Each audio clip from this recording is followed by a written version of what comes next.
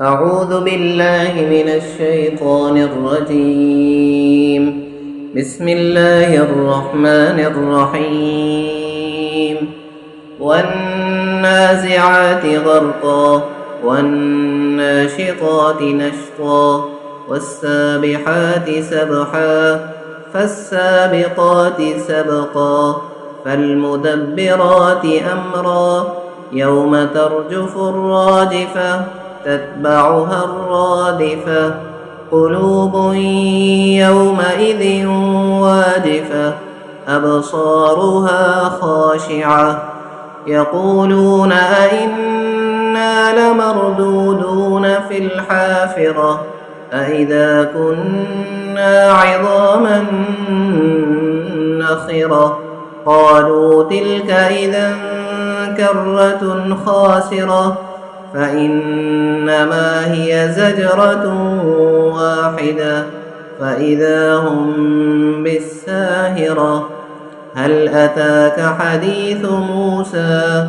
إذ ناداه ربه بالوادي المقدس طوى اذهب إلى فرعون إنه طغى فقل هل لك إلى أن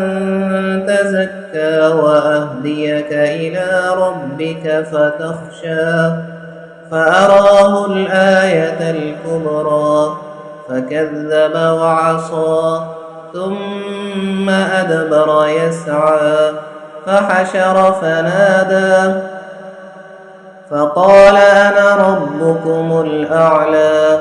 فأخذه الله نكال الآخرة والأولى إن في ذلك لعبرة لمن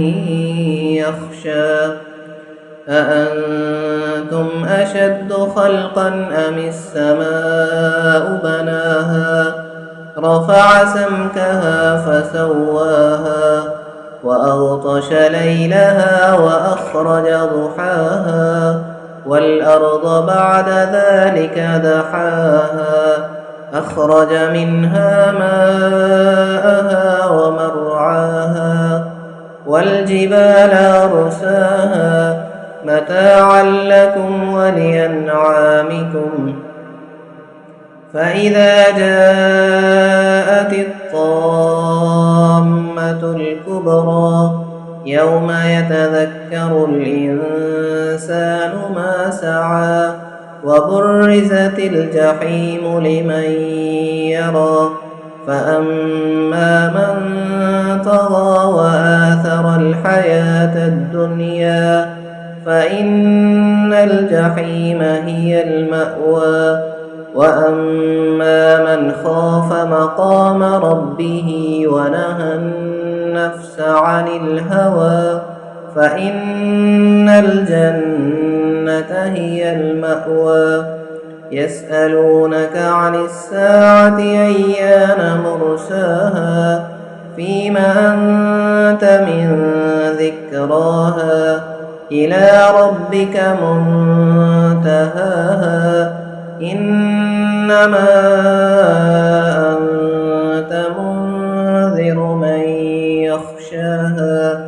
كأنهم يوم يرونها لم يلبثوا إلا عشية أو ضحاها